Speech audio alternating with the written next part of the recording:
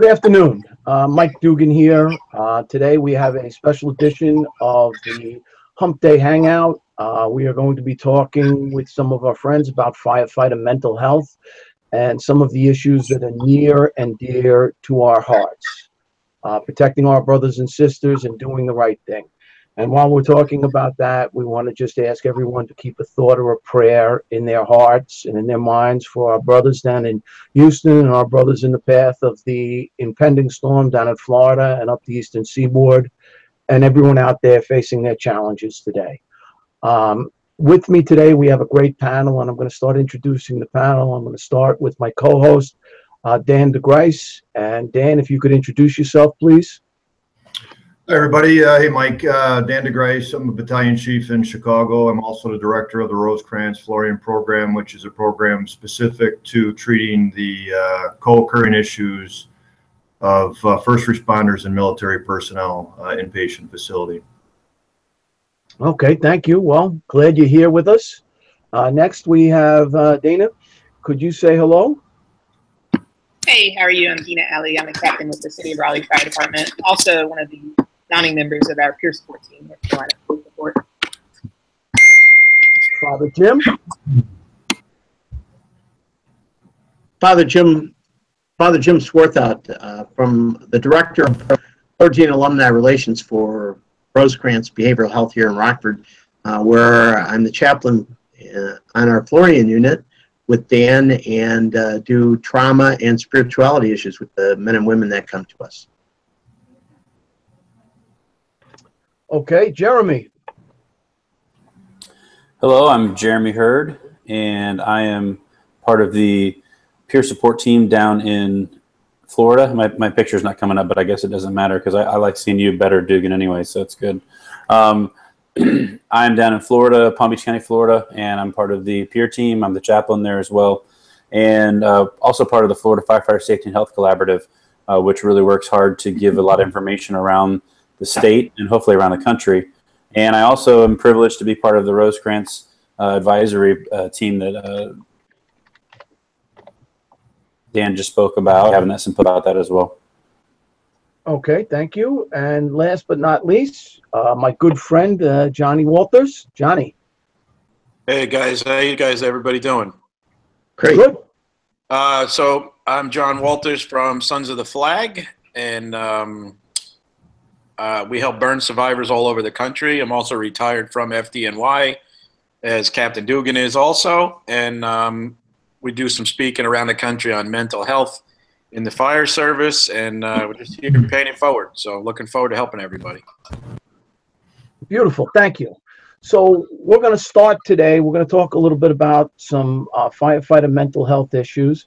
And I think one of the places we could start maybe is with what's going on right now with our brothers and sisters down in Houston and how they are dealing with it. And I think, Jeremy, you're down there right now, if I'm not mistaken, down in Houston, doing peer support in there. So could you tell us what's going on? Yeah, that'd be great. Got a phone call last week and asked if I was available to come down to the Houston area to discuss peer support. I honestly had never been deployed before, so I was a little unsure what that actually meant to come do peer support down here, because I wasn't sure. Based on a hurricane, there's a lot of immediate needs, and I mean, anybody who's studied for any of these fire tests knows that you have the Maslow's hierarchy that you had to study at some point, and well, you really realize that down here, that you've got to take care of specific needs first. They need to be able to have food, water, clothing. So what the International did was they set up kind of a big group there at the local union hall, started working with administration, and what they've done is sent out peer teams of about 3 to 4 of us, go out every day and then take a needs assessment, take that needs assessment out, and then ask these individuals how they're doing. And it's everything from how they're doing mentally. And we tell them, if you were already mentally screwed up, we can't help you. The hurricane doesn't get you off of that. You still got to get help. We kind of tease them a little bit. But if, you know, some of these people have seen some really horrific things. Now, there's still some sections that are underwater, so we've had to work around all that. We've basically been going station to station, and if you actually hear you can probably hear the sirens right now. I'm at a station right now where we just finished doing this discussion with them. And we've seen about 2,000 people so far out of about the 6,000 in this whole area. And we're finding out what they need as far as demolition of a house, as far as, taking out some sheetrock or rebuilding a piece or taking out carpet, and then even things like, hey, my kids' clothes got washed away, so we found kids' clothes. And so a lot of those immediate needs, and what that's led to is the discussions with individuals going, hey, I'm really not doing very well. The last question on this little 2-sheet form, which I thought they did, Dr. Susie Gulliver kind of helped come up with the plan. Frank Lito, some of these individuals basically ask, how are you doing emotionally, 1 to 10? Like, just asked it right at the end. And it's interesting. The guy's like, oh, I'm good. And then you flip their paper over and it's like 4. And you're going, so we grabbed I kind of grabbed that guy individually, like, hey, what's going on? And just actually talked to a young man who, 10 minutes before this started. And I said, hey, notice the back of it, you have a number down there. It's a little bit lower. You okay? And he goes, well, I lost a relative during the storm. And I'm going, well, then you're not okay. So we've kind of worked through all that and kind of talked. And what's been interesting is these individuals are talking about what's happened to them before the storm, during the storm, after the storm. And we're taking that and actually using it hopefully for other storms. Now, ironically, I'm from Palm Beach, Florida. I'm getting on a plane tomorrow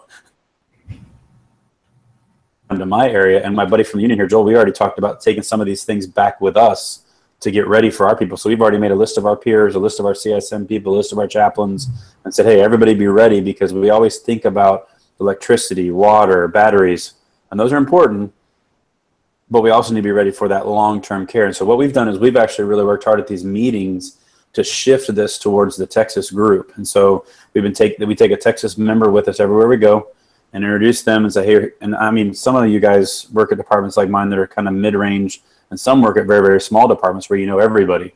These guys have 4,000 people here.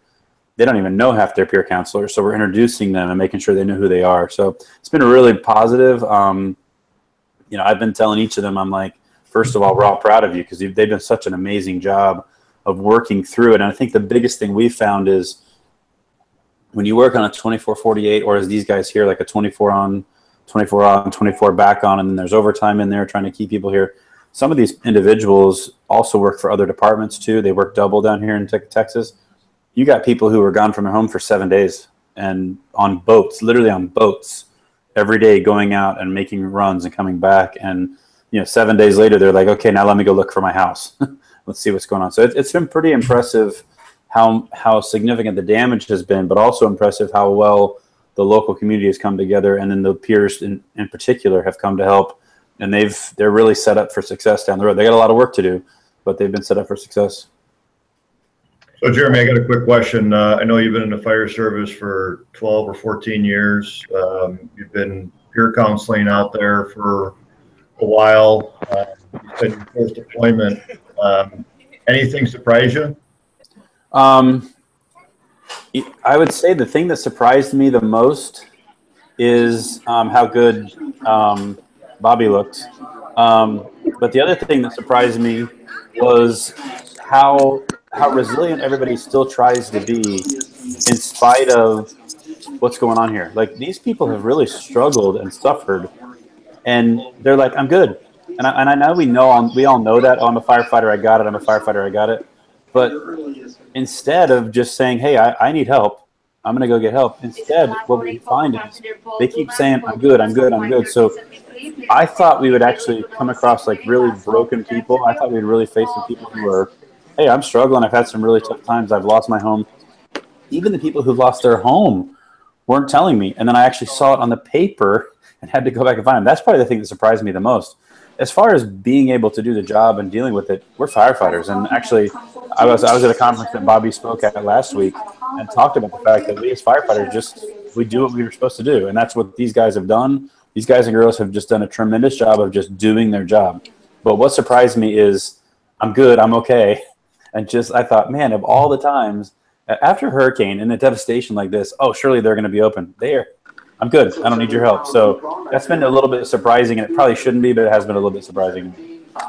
Well, it's an interesting thing, and I appreciate you saying that, because I didn't want to lead you in a good or bad response. But what we found out, or I've learned over time, is that we're pretty good at managing things for a period of time, regardless of how horrific something may be. One of the big issues that I continue to see in my department is relationship issues and divorce, which go on for a long time. And regardless of the traumatic event, the initial couple of weeks is not the impactful part. It's a couple of weeks down the road. How are we going to help sustain people that say when you see them, hey, I'm good, right? I mean, like you said, the guy.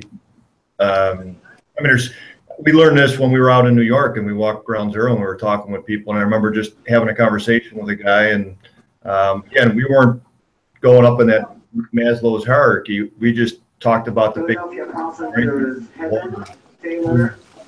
new socks, just having a conversation. And I said, so what have you been dealing with? And he goes, well, the biggest is I have 5 names in my phone that I have to eliminate. He didn't say eliminate, but 35 names that I have lost from the incident. I'm sure he probably didn't remove them, but man, that was after about a 20-minute conversation. Yeah, and I would say that coming here, I was kind of prepared for what was coming a little bit differently than what actually happened. And I actually did a radio show with Jeff Dill Thursday night as I was getting ready to come out here. And I said to him, I said, I've already prepared. I said, I've already called my EAP counselor and I've called my chaplain buddy. And I said, when I get back, I know I'm going to need to talk. Actually, I thought it was going to be a lot worse. It really hasn't been, because we've been dealing with the firefighters on this side and we're not going out into where the devastation is. But those individuals who have just don't get the fact that it is such a long-term process. And one of the things I've been impressed with is how well the organization and communication has been towards getting them long-term help. And I think that's the key you just mentioned is it doesn't matter whether it's a divorce, a hurricane, or any type of loss, you have to think long-term. And I will give them credit. They have really thought about that. They planned for it. Actually, Dan, you taught that peer class to Mark Akers, and Mark is with me today, the Houston chaplain, and everything he says to them is, guys, this is going to get worse before it gets better, and I'm here. This is my number. Here's my information. Please think of, and all of them are like, we're good, we're good. But hopefully that number sitting on the board, the number on that card, is something that 2, 3, 4 weeks, as they start to take these breaths and they start to take these moments and they start, and as we were very honest, I go, listen, I said, I'm a perfect example of this. They're talking about my area right now on the Weather Channel. They're not talking about you anymore because they're on to the next thing. Just like the media, just like everybody else has moved on. All the local stuff here is still talking about all the flooded areas. The national weather isn't anymore. So you're almost already forgotten. So now you have to figure out how together to develop that peer group. And Mark has learned what you guys, he said to tell you did a really good job. So I probably should say that on here, that you're a really good teacher, because he did say that. So, but he's taken that principle and saying, hey, let's start this. And that's, that's what we have to do, think long term. Absolutely. And I think that's a very good part of it. And I don't know if we can get Bobby on. I see that he's muted to say hi. Chief Halton, are you with us? All right, we'll leave that for now. Can I interject there for a second? Absolutely, John. Please do. So I think what Jeremy and Dan just said hit the nail on the head. And Cap, you would tend to agree with me on this, I'm sure. After 9/11, we talked about this last night on my show for Sons of the Flag. We had counselors assigned to the firehouse. And, it was a long-term deal, just as Jeremy was just saying. However, 6 or 8 months later, we were still saying, wouldn't it be nice to just be a firehouse again? Or when are we ever going to be a firehouse again? And it was almost a year later, people are still showing up at the door with flowers and candles. I mean, a year later. And now it's 16 years later and people still showing up at the door with candles and flowers and all the rest of that stuff. And the answer is, it's never going to be the same. And it's a little bit different with the loss of life, as we alluded to last night at the show, but with the property damage and the mental damage that everybody's going to go through, it's never going to be the same. It's just going to be a different norm. That's all it's going to be. And Cap, I'm sure you would agree that you probably sat in a firehouse like I did saying, when in the heck are we ever going to be a firehouse again? And the thing I will say for us at 9/11, we had a huge loss of life. And it was horrific. And my counseling didn't start until about December of that year. when my 6-year-old daughter looked at me and said, "Daddy, why are you always mad?" And it didn't go over big. And my wife said, "You know, the kids are afraid of you. You haven't put up Christmas decorations yet. You know, it's like," and she's like, "You got to do something." And I did. And it was a good thing. But I was lucky in the sense that I had a family to come home to, where that was my norm. I mean, being in the firehouse, 24 on, 24 off, 24 on for a while, then 24, 48, going to funerals and everything else.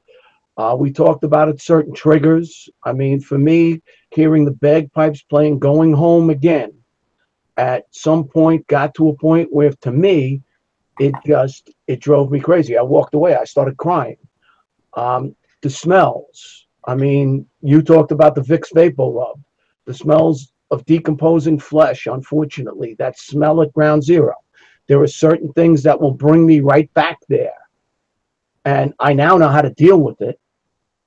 But we were lucky that a lot of us who had stable homes, had a place to go to maybe get better. And I was very, very lucky. My beautiful wife one day in October kidnapped me and said, "You're not going to a funeral. You're not going anywhere else. We're going to the beach." And we went to the beach and we just set up a picnic lunch, laid on the beach. It was October. There was nobody else there. It was like a respite. It was getting away. And we need those kind of things. And we need to have them, and we need people to talk to.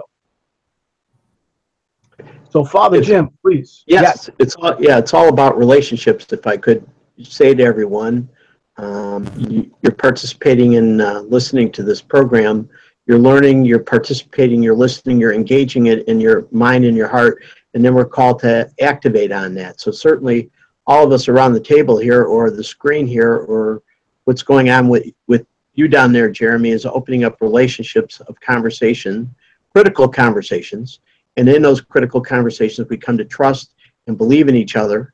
When we trust and believe in each other in a fellowship, even in recovery, we find out that we can depend on each other. As the fire bell rings, we go out, we depend upon our brothers and sisters on the rigs. We work with each other around the situation. And it's the same thing here. It's trusting and believing in each other. And then we come to find, actually, or whatever, is we come to see the face of God in each other when we support each other. And that takes time. We savor in the relationships. I think we have to marinate in them, sort of just to take our time. And I do believe that with trauma issues, it's not right now. The scab will go over the cut, but we need to take care of the cut over a long period of time as it heals our hearts and our heads and our actions. So I appreciate what you're doing down there, Jeremy, and all of us here. What we do is really are present to each other. We're present to each other. We find an ability to move it forward. And I think to jump on what Father Jimmy said too is not only are we the relationships you guys are talking about, but I really take, when I go do this, I'm taking all of you with me down there. It's really kind of unique. I mean, for one thing, all of you all are my peers and are texting me and you know, calling me and checking to see how it's going. But I've learned from all of you, and I take that down here to Houston. But then I've also connected with all these peers here, people from Boston. You know, Sheila and Brian are just amazing. Boston firefighters who are peers. Joe, I can list them all off, and so you develop this bond with them. And then now when I go back to Florida, and I'm going to do my command team stuff, but then I'll eventually be doing peer stuff again. I'll be taking all those with us. And so, Jimmy, you hit it right on the head.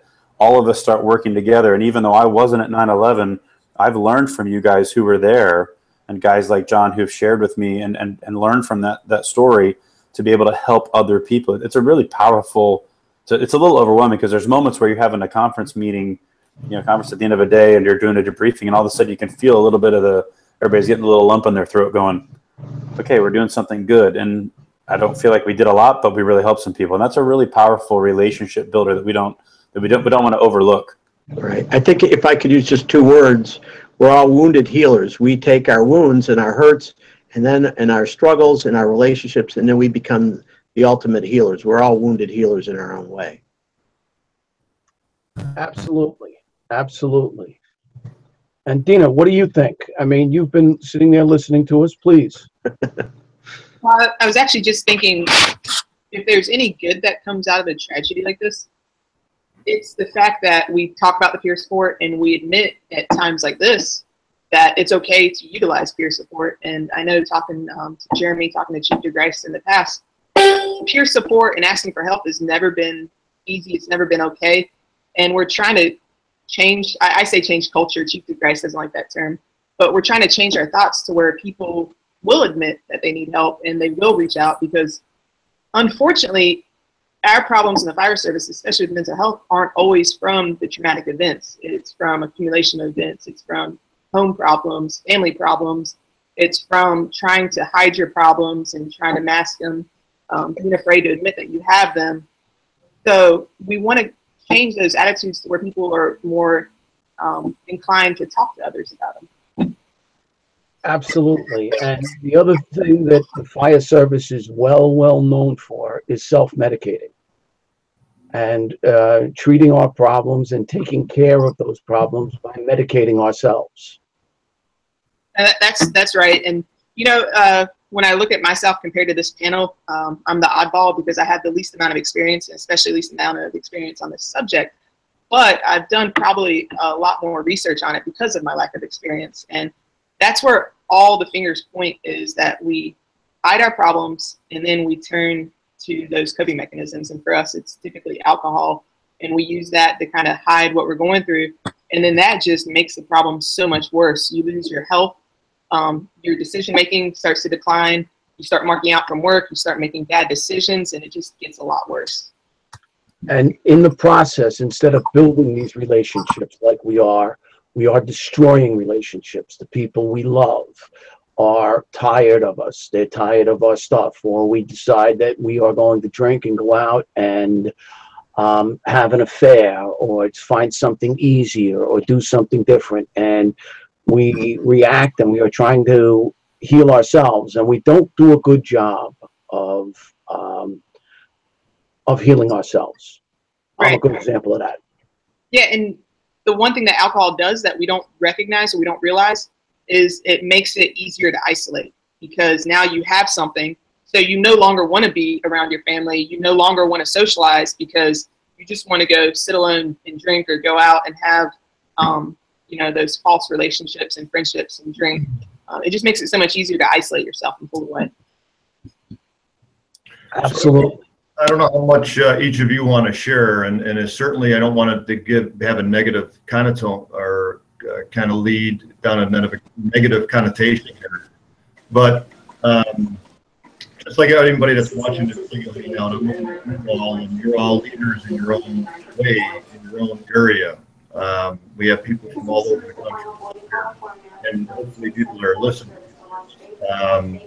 What's important for people to know is that while we are potentially possibly talking smart and talking about solutions, the reality is that we've come from a certain background.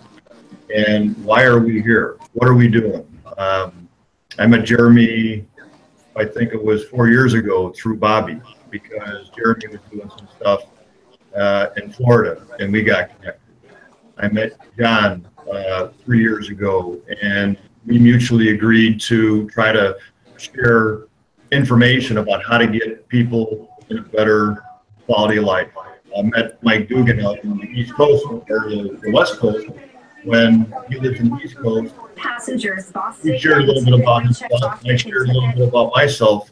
We come from two different regions, but we had the same situation where we had anger. We didn't necessarily know where it came from, and it came out on the wrong people.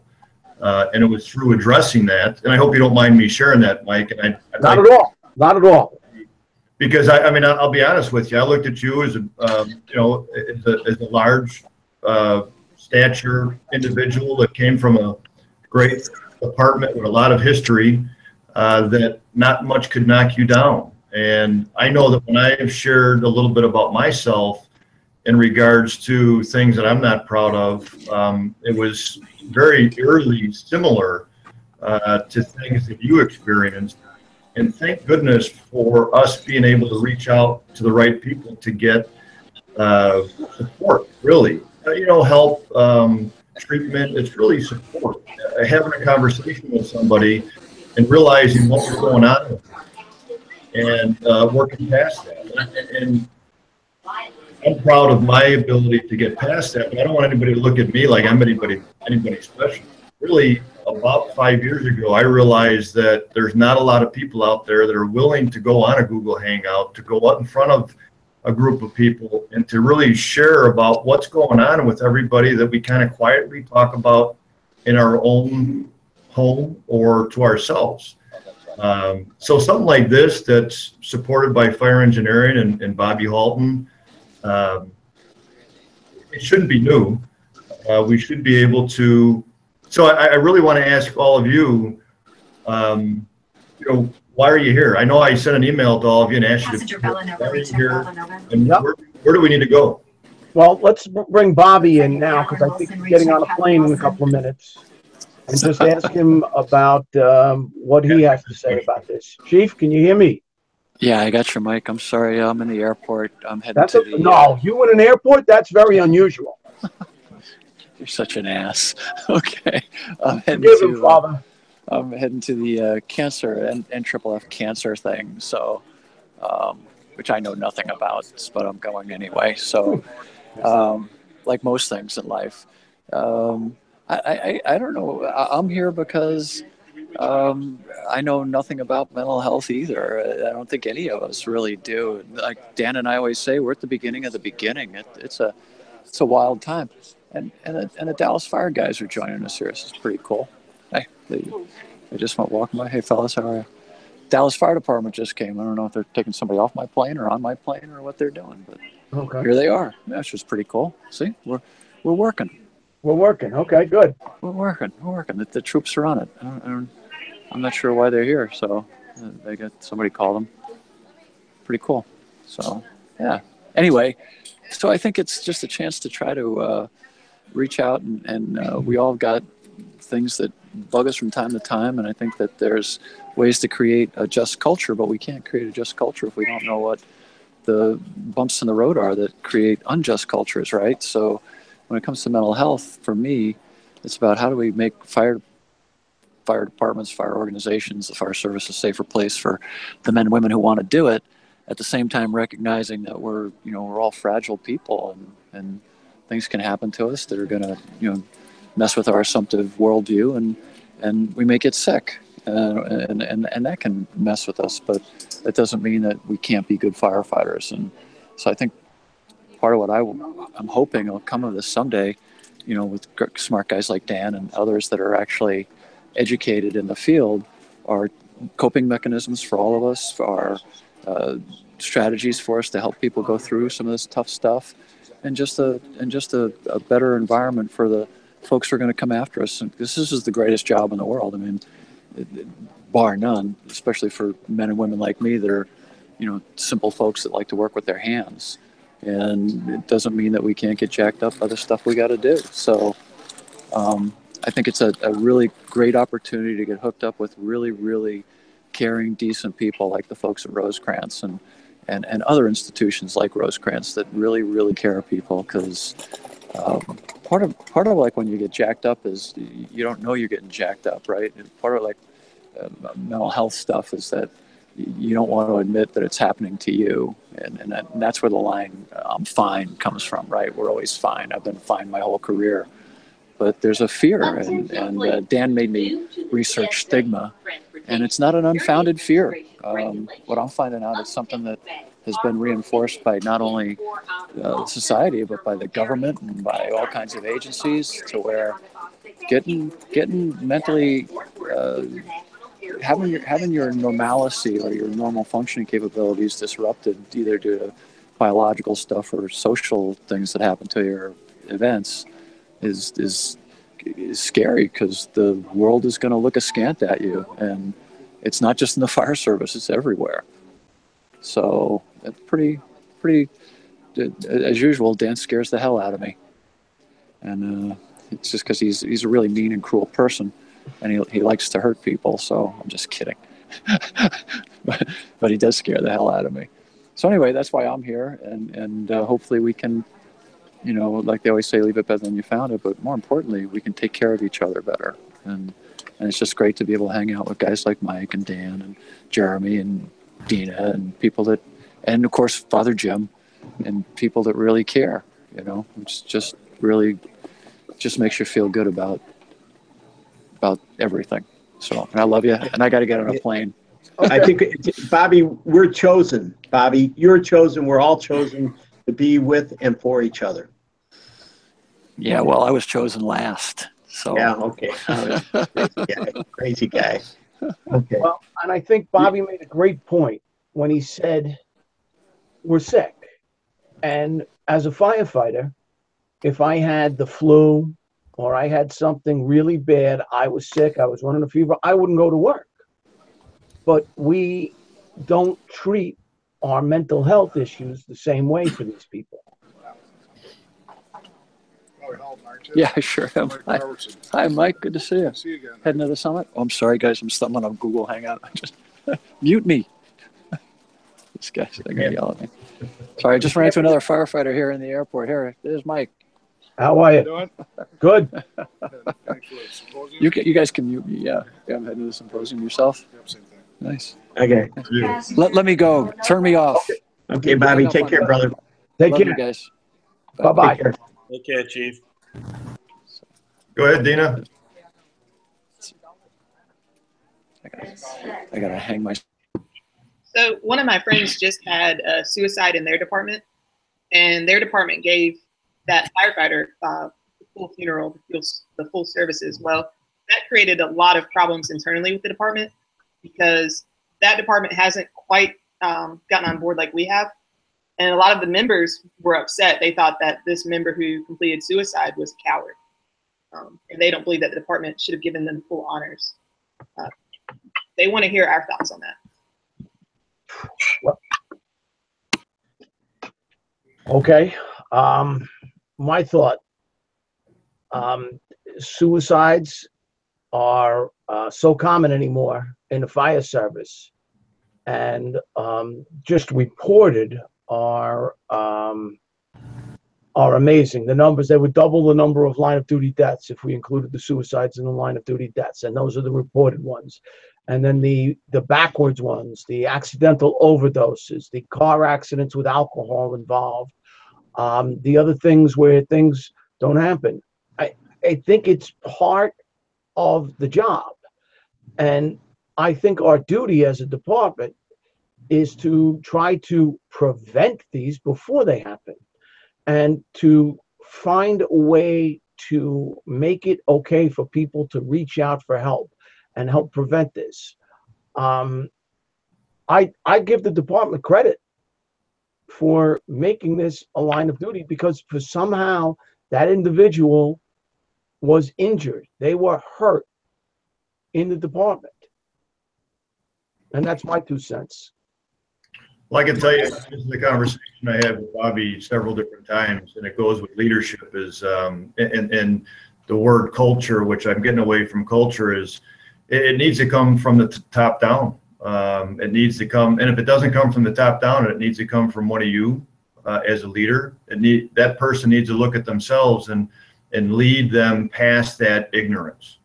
I remember going to one of many funerals of our guys in Chicago that took their life, and I remember standing at attention in uniform and looking down the road, and there were probably, we have 5,000 active, 3,000 retirees, and we had maybe 30 people in uniform at that funeral. And I was really angry. I was upset. And the guy next to me said, you know, what are we doing here? And I had to bite my tongue, and he goes, you know, what was he thinking? And I had to bite my tongue again because I wanted to wring this guy's neck in the middle of the funeral, saying, just hope that you're not thinking what he's thinking, and how long this person struggled. And I won't tell you how he ended his life, but we have had in Chicago 54 suicides in 27 years of active and retired members. That is not okay. I don't claim to know what they're thinking, but I do know that many people them and others are suffering in silence. And if we don't have people to talk about this, I don't have to agree with everything that I say or do, but if we don't start a conversation like we did years ago about PPE and RIT, leadership and those types of things, if we don't talk about mental health, if we don't have people like you on the panel to discuss this, then we're going to be doing the same thing, expecting a different result, and that's not going to happen. Those are my 2 cents. Yeah, I would say, if I may talk about, I don't think people commit suicide. They die by suicide. Nobody commits cancer. Nobody commits heart attack in a way. We may overeat, and we are aware of that. But nobody commits a mental health issue if, in fact, there's a genetic inheritance or traumas that happen. Why would we blame someone for death? They die by suicide. We need to shift our language and conversation around that very strongly, because people's lives are sacred. And I think that's such a great way to put it, and I have never put it like that, and I'm going to use that if you don't mind. But Please. I think that we are afraid because someone in our industry, in our organization, someone committed suicide, and they died by suicide. They died by suicide. They died. Yes. But this was a man or a woman that I was with a couple of months ago, and everything was fine. And I thought they were okay. And now they're gone, and they have passed away. And this scares the hell out of me. Because why was it them, and why was it not me? Yeah, and I've done I think I've performed 6 or 7 funerals in the last 3 years that have been suicide. Yeah. Leading a funeral, and Father Jimmy can attest to this, that involves suicide is a whole different world, because you have to have the permission from the family of what they want to share, what they want said about it, and the ones who have actually embraced the fact that let's talk about this have really made a difference in the lives of others, first of all. But the second thing is this. Dena was the one who, when I got done with FDIC, looked at me and goes, hey, Jeremy, how many times did you say commit suicide? I'm like, I didn't. She goes, yeah, you did. And we've been talking about this for years, about the fact that exactly what Father Jimmy just said. And even still, after all that, in a professional setting, I still said it wrong. And I still occasionally catch myself. But what he said is when these individuals complete suicide, when suicide takes their life, it is different. But what has happened is our fire service is starting to change. What Dena's talking about is the stigma, whatever word you want to use, the way people look at it, it is changing because the fire department did that. I did a service last October that made national headlines when David Dangerfield died by suicide. He was a chief down in Indian River, 27 years. And he is going to be, I'm going up to Colorado next weekend, and he is going to be on the IAFF wall. That's a huge, huge deal. I mean, we're making strides that somebody like that. Now, his was because his last post on Facebook was very, very clear about PTSD, about what he had faced, and about what was going on. But we are changing the culture. And even in the classes I teach, people ask me that exact same question about him that Dena got asked a question about from her friend. But we have to remember that it's a slow battle. It's a slow fight. And we have to keep using the right terminology, the right words, and actually treating this the right way so that people start changing the way they look at it. So that 10 years from now, everybody goes, well, yeah, duh. Of course, that's what it would be. And also, we're not seeing as much of it either because we are preventing it. That's my 2 cents. I think that's great. Go ahead, Dee. Oh, sorry. I was thinking back to what Jeremy said, and yeah, I called him out because Father had a good point. That when we use the term committed, it has this negative connotation to it, like committing a crime, and it's the old school term. So we do use that new term of completed suicide or died by suicide. And something that a lot of people don't realize until you study this or you look at case histories and case stories and you really look into the lives of people who died by suicide. One of the misconceptions is that it was a rash last-minute decision based on something that just happened and they made this decision. And they don't realize that it's never a last-minute decision. It's usually built up for months at a time. And for us in the fire service, because we know that it's, well, unfortunately this is changing, but for the longest time, talking about mental health, bringing up any thoughts of suicide were just so negative. We do such a good job of hiding anything that's going on with us and hiding our problems. So everybody around us is going to say, I didn't see anything. I didn't notice any problems. They were acting normal. Well, that's because we've learned that we have to do that when we are having problems. And that's why it's really neat what we're doing, because we're doing two things now that are going to make a difference. Peer support teams that are not directed just at crisis intervention or post-incident, but peer support teams that are available for anything. And then these conversations and making sure that departments are having these conversations annually. And we're talking about this. That's my 2 cents. I think that's great. I think that's great. And I think one of the things that is so important with that is I was with a bunch of my friends recently on the 72nd birthday of one of my friends who died from 9/11 cancer. And all the old timers at my firehouse got together and we made dinner for the current members. And we cooked for about 120 people, I guess. And we had a great time and it was so nice. But one of the things that we talked about there is there was a time when we cooked again, and it was one of our lieutenants' 20th anniversary in the fire department. And me and a couple of other guys, we made a tremendous meal because 20 years in New York City, you qualify for your pension. It was a big deal. And this officer, the lieutenant, that night had a heart attack, and they took him to the hospital.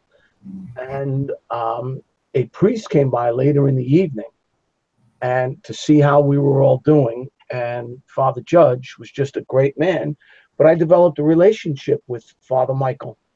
And when I had an issue a couple of times, I would give him a call and just say, hey, listen, if you're in the neighborhood, could you stop by the firehouse? And he would just stop by and be like, hey, boys, I'm in the neighborhood. Could I have a cup of coffee? And sit down and talk to people. And he was just an amazing individual. And other priests that have taken his place used to come by the firehouse after 9/11. And developing relationships with those people in your department who can come by and just say to the guys, how are you doing? And what are you doing? Whether it's your chaplain, whether it's your crisis counselor, it doesn't have to be right at that point. It doesn't have to be, maybe somebody's having problems at home. Somebody's wife is sick. Somebody's got a sick child. Somebody's mom or dad is sick. Bring somebody by and just say, hey, can you stop by just for a cup of coffee and say hi to the guys? And build those relationships. It's a great thing for us to do. Certainly it is about people doing with each other, even with clergy and other friends and family. We all need to be vulnerable to and for each other, and we find in our vulnerability the ability to support each other, raise each other up. That's really in the fellowship of 12-step program or any fellowship. It's all about having honest and meaningful relationships, critical conversations. They're around the firehouse table and around our homes too. It's being present with and for each other. I can imagine what Michael did. He would just sat around and had a conversation. And I can promise you that in him asking you, how are you guys doing? He was also healing himself. That's when we are present to and for each other, that we heal ourselves. Really, when we give it away, that we really get so much back. Absolutely. So, Mike, we got another question, right? What's that? Sure. Oh, sorry, Johnny. Do you want to add to that? Well, I just wanted to say that in the peer world, we have a small world inside the peer world of people that have been through an actual similar event, not just peers as in firefighters, but in my small world, I deal with Mike Shunk, who's actually listening right now, who we got hurt at the same time. But I also deal with Jeff Kuhl and Gene Stolowski and Rob Weedman and some of these guys that have been through catastrophic events that we're all lucky that we're actually alive. But we routinely will pick up the phone and call each other just because we can tell when something's going on with somebody else. So several months ago, I was going through a couple of things, and the next thing you know, Mike's on a plane and he's in Myrtle Beach. You know, that's what we do in the peer world. And you know, Chief, I'll call you out of the blue or vice versa and stuff like that. And you know, we all complain about the Padres fundraising mechanisms, but on a serious note, it works out good though with this peer thing. And Jeff makes fun of me because I call it the land of the misfit toys, but we really are. We're a bunch of misfits that used to fit in a nice, neat box, and we no longer do because we're not in that world anymore. But it's a peer thing nonetheless, and it's a small thing inside the peer thing. And just back to the suicide thing real quick, we went through this at my firehouse after 9/11. And Chief DeGryse, as you know, the counseling unit brought it up at the last time we were in Chicago there with Rosecrance, and they were talking about that's one of the reasons they started the peer support thing, because the counselor thing did not work with the civilians. And Gary, the member that committed suicide, and then Cap, you probably know who I'm talking about. His sister still texts me on Facebook and stuff saying, please make sure that my brother did not die for no reason. And, I bring it up all the time that, no, he's indirectly saving lives now through death, that we're able to talk about all this thing. So that I think is a good positive note going forward. And I think what you said about you and Gene and Jeff and Rob, listen, that's what families do. They support each other. We are a family, okay? We are a family. We are a second family, and we have to support each other. And we have a question out there on any ideas on identifying possible mental health issues. Any current fire departments have steps to check on firefighters who may be struggling? Well, very honestly, in my opinion, the firefighter who's struggling isn't going to be known to the people up at the top. It's going to be known to the brothers and sisters down there with him. And maybe you have to call and say, hey, listen, hey, Lou, hey, Cap, maybe we need somebody to come by and talk to all of us. And very honestly, if the brother or sister who notices that a friend is struggling has the courage to say, listen, I think he might be struggling, but why don't you bring him in for me when we're both working together? That is one of the most courageous things to do, is to bring the people in, get the people into the kitchen and start a group chat. And all of a sudden, the person who is struggling sees that, well, wait a second, I'm not alone here. Johnny Walters is having a problem. Dan is having a problem. Dana's having a problem. Anybody, whatever it is, we're not all perfect. None of us are. Okay. And that's the greatest part of the whole thing. So I think the idea is to make sure that everyone knows how the others are doing. I think a lot of people don't realize how powerful it is for somebody just to ask you, hey, how are you doing? Or do you need to talk? And then on top of that, whenever any of us are suffering, no matter what the problem is, we feel like what we're going through is unique. Nobody has ever been through it, and nobody can help you. That's how we feel. And then it's amazing when we do have a one-on-one conversation, how quickly somebody else can basically just validate what you're feeling.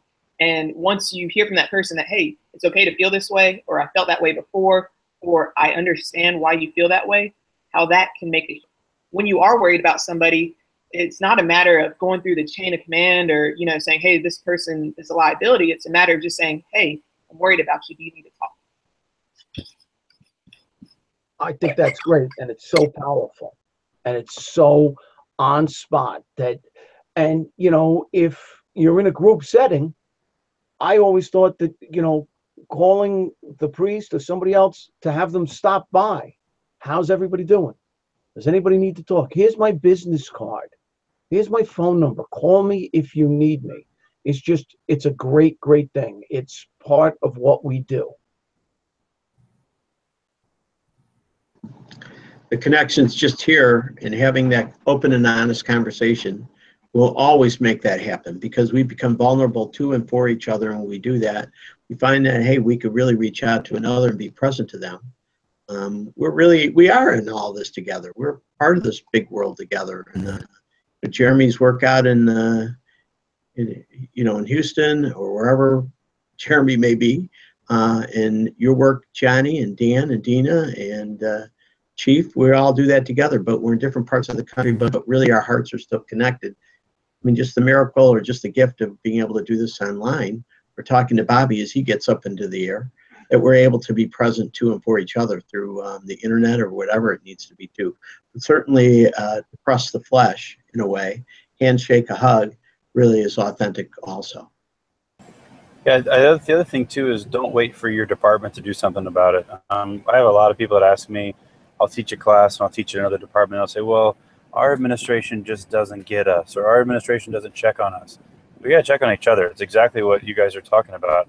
Make the phone call and say, hey, come by the station. You know, reach out. I tell people all the time when there's a bad call and they see that somebody has a need, you call a group to come out and check on you, even though you're fine. You know, you call them out. It's got to be us taking care of our brothers and sisters. That's the best way to identify them. Now, there's other things, and people like Dan and those who are more well-versed in the actual behavioral health sciences, there are some ways to look for those things. Those are some classes that can be taken and, you know, warning signs that can be noticed. But part of it I teach is just know your crews, know your people, know their names of their kids, know their birthdays. Like I tell them, like, don't be a stalker. You know, don't be creepy and they go, hey, I need to know everybody's information, but know them, hang out with them. I said, you don't have to go, you don't have to go to the ball game every weekend with them, or you don't have to have a barbecue every weekend. You don't have to go out on the boat, but spend time and get to know each other. And if you do, you will notice the changes that happen in your people. You'll notice the addictive behaviors that begin. You will notice the differences that nobody else notices because you know your people. And if you're an officer or somebody in your department that sits in your office all day, keeps your door closed, then get out of the fire service. That's my opinion, because you don't know your people and you don't care about them enough to get with them and spend time with them. You're never going to know them, and you're never really going to know what those changes in their behaviors are. But that's what we see is the changes in our people. And I'm sorry that I'm moving now and kind of getting light and dark, but we're going to the next station. So I have my chauffeur Mark Akers, who said that he learned a ton from Dan DeGryse. He's the future of Houston's peer support program. Father Jimmy should make a There's a picture of areas. Hi, Chaplain. He's driving Miss Daisy right now, so okay. So you mentioned something, Jeremy, in a sense of that officer, that captain, or that chief, or that individual that isolates himself. But in all reality, that was modeled. That was modeled for many, many years, in the sense of that they went in a room and you didn't want them to engage you because they usually criticized. I know, and I think you know, we are social people, or maybe like Father Jim's a social butterfly. But we're social people. We want to be included in a group. But what happens over time is that we feel different. I'm not saying we feel bad, we just feel different. And that difference separates us. And I'm not just talking about physically, but I'm talking about mentally. So then how do we re-engage that? What do we have to do? And you all said it. We're doing it right now. It's that power of conversation. Father Jim said it in the beginning. We're talking about it. We don't have to talk about PTSD. We don't have to talk about depression. We don't have to talk about some really difficult things. All we have to do is reconnect. If you listen to Dena speak, or when she spoke at FDIC, will speak again this year at FDIC, about Joiner's theory and the three characteristics that identify somebody that may have a higher likelihood of dying by suicide is that isolation. You know, you feel a burden, you feel different, and then you have a tendency to isolate. Well, how do we change that? How do we change that feeling? Tell them, don't isolate yourself? No, what we should do, and what we're trying to do is start a conversation and discuss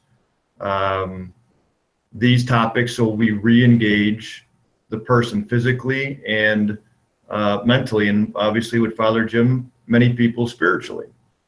I don't want to, it's really not that difficult, but a lot of times we have a tendency to make things difficult as human beings or firemen. And we will say in the fire service, right, if anybody could fix anything, it's a fireman. And if anything could break anything, it's a fireman, right?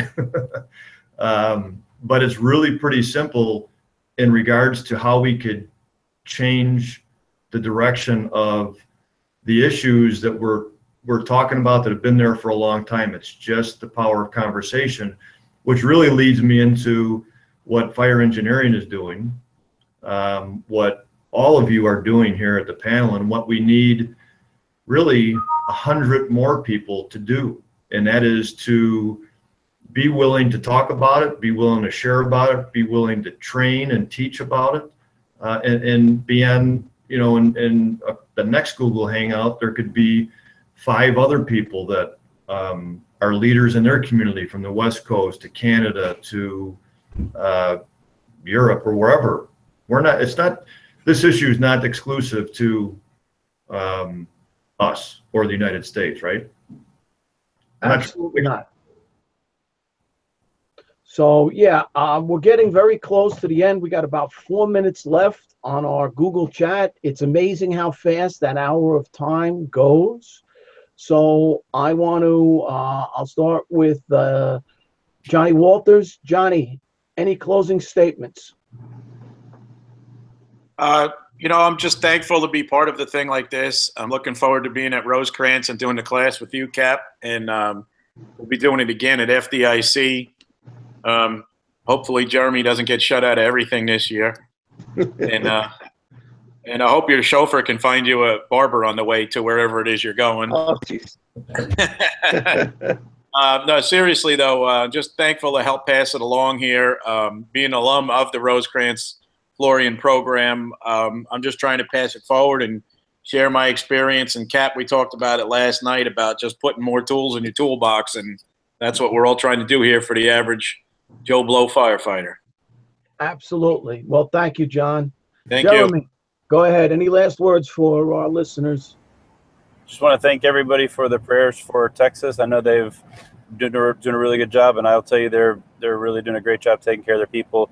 Pray for the people in Florida that may be in the path here soon, and I just pray that we can continue to prevent these suicides, that we don't have more numbers to add. We can just keep doing this thing and prevent them. Thank you. Father Jim. Yes, let's just in a Latin word, it's called cor ad cor, heart to heart, that we continue to work with each other, be present to each other, heart to heart, in our moments of vulnerability, in our moments that we can support and be with each other. We fall down time and time again in life, but yet again in fellowship, we help each other up in all aspects of life, so we can celebrate with each other. Thank you. How cool are you guys? How cool are you guys? This is better than confession.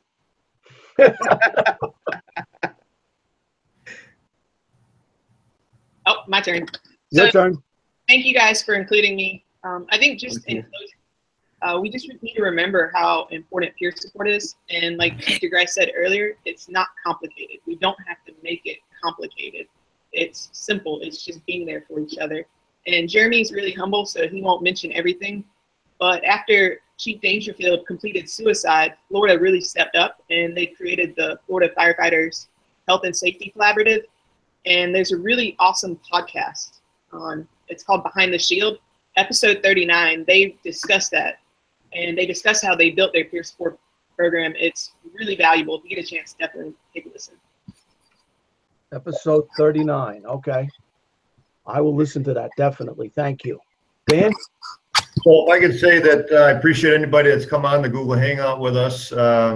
Hopefully we gave you some information and we related to your thoughts. But keep in mind that, honestly, events like this are strengthening people like me as well. I've been in this field of behavioral health, mental health, substance abuse for 30 years.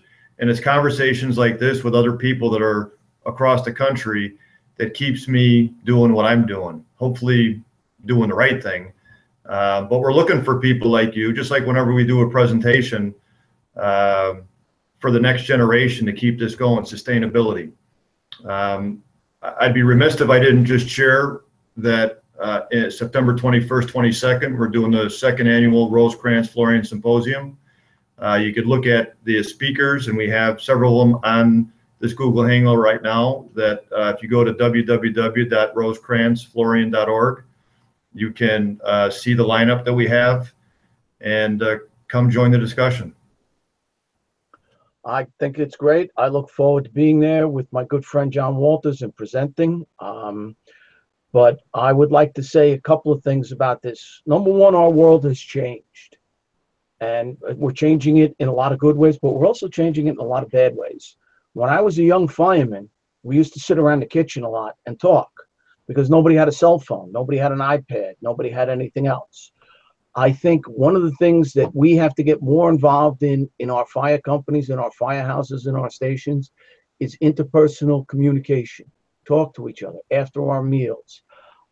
We had a policy in the firehouse that the junior man couldn't get up until the captain said it was okay to get up and start doing the dishes, because the junior man always wanted to shine and do all the dishes and everything else.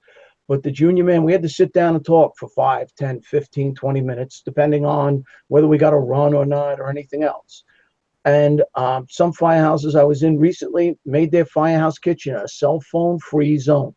You walk in the kitchen and there's a slot. Put your cell phone right in there and it stays in there. It does not come in the kitchen of the firehouse. We have to talk to each other and we have to communicate. And if someone is suffering, reach out. There are people on this panel who will talk to you, who will direct you in good places to go to get help. Talk to people, talk to your spiritual leaders, talk to someone else, okay?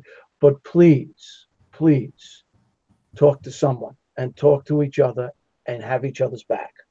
Thank you all, and we thank Bobby Halton and Fire Engineering for allowing us to come on. Thank you. God bless.